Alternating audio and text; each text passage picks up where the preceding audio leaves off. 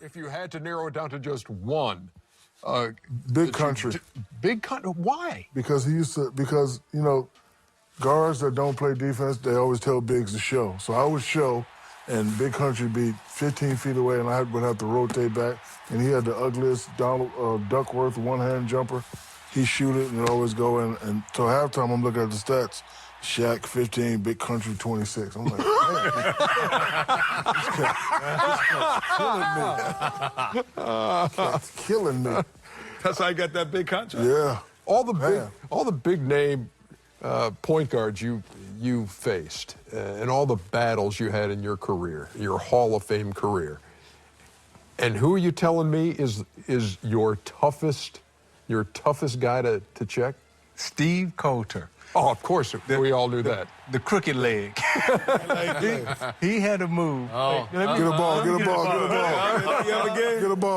Ball right here. He had a move. I guard you. I couldn't. I guard you. I could not. Come over here. I guard you. And we would call it the crooked leg. He's going right, full speed, and he would stop, plant his left leg really hard. And then he would throw the ball and then go with it. Full speed, right? And so Washington had this great scorer by the name of Jeff Malone. Oh, yeah. And we would come to the arena. We playing the Washington Bullets Wizards now, right? And I would say to Dumars, hey, you take Steve Coulter. I got Jeff Malone. How about it, Chauncey? Probably a couple guys. One, Carlos Arroyo, who y'all see, Puerto Rican kid. He came in the league, man, and you know, he played okay, but his numbers weren't great. But, man, he was tricky with that handle, man. You had to focus in on him.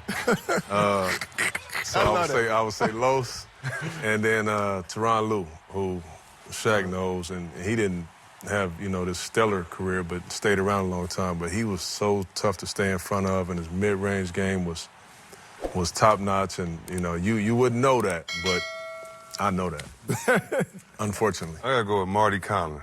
Oh, Marty Conley. His jump shot was so ugly that I made up the rule.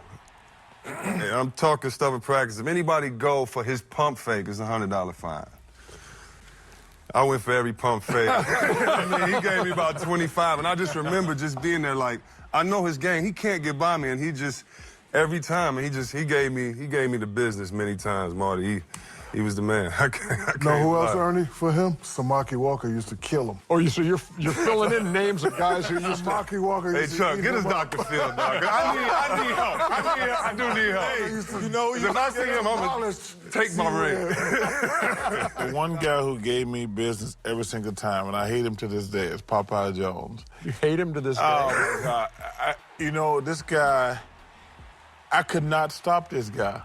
And why was that? I have no idea. It's like, and first of all, you ask Isaiah why Steve Coulter's killing him. You call why Big Country's killing him. Like, I can't even explain it. I mean, I wish I could. This guy's killing me. Go back, cook him down to player impact estimate, which is, you know, the points plus the field goals plus the free throws. We were talking about those analytics earlier, and the thing that drove me crazy. The NBA do one stupid thing that drives me crazy. You guys see, you know, when they have all the stat sheets, like those little packages, and it show what would a guy average if he played 4 to 8 minutes. And I'm like, there's a reason he's not playing for 6 minutes a game. Right. Like, all these guys tell me, you see, it's like, dude, he would average 32. Yeah, he'd average 32 and get 17 rebounds a game. That's the reason we playing him 12 minutes, dude. That's the reason we playing him 12 minutes. But my guy's Popeye Jones, man. Every time I see him, I just shake his head and says, you're a better man than me every time I saw you. Yeah, well, I would say I had trouble with a lot of guys. But I would say that I always took pride that I used to say, and Charles, we used this saying a lot, I used to like playing against little guards because I say it's like shooting over a chair. I used to say, I'm going to get all my jumpers off today. And he was a good player, but Dana Barros, he just got rolling for some reason when he saw my face. And so, 3. I mean, rolling. So he had his career high. He had 50 points against us, Houston. We were up like 17, 18. Us or me? No, on me. No, wait. But no. Just 48 on No, wait. The best part about it. No, the best part about it is when Sam Cassell came to the team. He didn't know I had trouble with Dana Barros. So, first 2 or 3 plays, he get rolling. Boom, boom. I'm like, okay, I'm gonna get these 2 fouls. Right.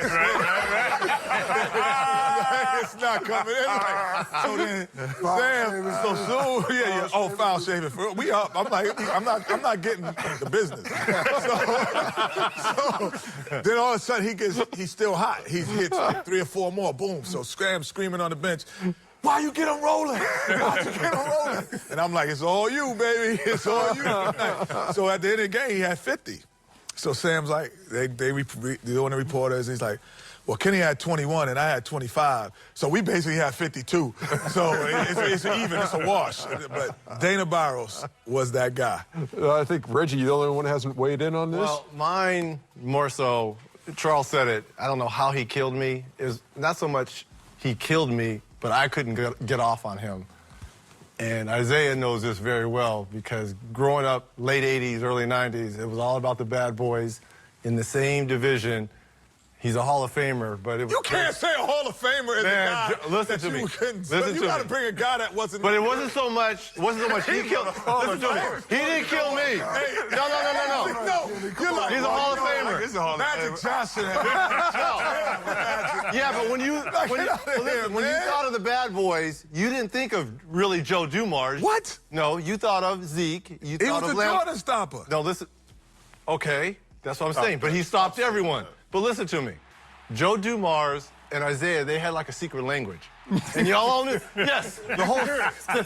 Yeah, it's called hood rap. It's called hood rap. Right? So you got Joe, and Joe was like the gentle one, and the rest of them were a bunch of pack of wild dogs. So Joe's trying to tell me, hey, Reg, I'm going to kind of let you go by me, but you knew you were going into Bill Laimbeer, Rick Mahorn, and you knew you had to take your punishment, but you couldn't be a punk, right? Yeah. So you couldn't settle for jumpers. So Joe's like, I really wouldn't do it if I was you, but... And then Isaiah's looking over him. You couldn't get off of him, or you couldn't get off. So, Joe Dumars... I'd love to hear your side of this story. Come on. But what was that language? You know exactly what I'm talking about. I told you, hood rap. Hey, Reggie, you know what always bothered me about the Pistons? The one thing, and Isaiah probably, he can't say this on national television, but we all know it's true. And every time I see him in the studio, when they were doing the 30 for 30 thing, I said, the only thing that made me mad about the bad boys, I don't mind. Physical intimidation is part of the game. I said, the one thing that sucked about the bad boys, ain't but 2 of them can fight. Isaiah and Joe Dumars. Bill Laimbeer always got to fight, but he was always getting hit. Yes. I know Mahorn can't fight. I know Dennis can't fight. John Sally maybe, but he's more of a lover than a fighter. Right. James Evans can fight now. But the only tough guys on the team were the guards. That's the point I'm making. Yeah. What is that language, man? It was bad. I can't say it on television. Tony Allen was the toughest guy to defend you. Who was By the toughest far. guy to defend? Kevin Durant. Okay. Kevin Durant. That was the one that I retired without really having being able to figure out what it is that how I can stop him. Why? When he first came in the league, he was easy to defend because he couldn't go right and shoot. You should kind of shoot across his face. So that was a weakness that he had. Also in the post, he couldn't turn left shoulder. Everything was right shoulder. So that gave me areas that I could shut off, right? And then he started developing it. And now he can pull up left, he can pull up right.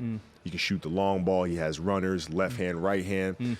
Before he had a left hand finish at the rim, I could always send him left, force him all the way to the basket. Even with the advantage of his size, he was still uncomfortable finishing with his left. So I could clamp the right hand and now force him into tough situations. But now he developed that. So then I couldn't really figure out, is this a rhythm thing? I'm trying to count the seconds that he takes to make his moves. When does he make them? At what times in the game? I couldn't really figure out that rhythm yet. So I retired not being able to figure him out. In your prime in D.C., you got a lot of memorable matchups. Young LeBron, AI, Cole, J Kidd, to name a few. What one out of those that stand out to you the most, or individually? My hardest matchup was J Kidd, because you got to remember he's 6'4", all of 220. You know what I mean? So I couldn't bully through him, and my speed, he neutralized it, because he was just as fast, but he was quick. So when I got to take off, he can get to that spot before I gained. So when I played against J Kidd, I had to really actually think. I mean, I scored 30, but it was one of those 10 for 21 type games. It was never, I never just dominated, you know, J Kidd. He gave me a run for my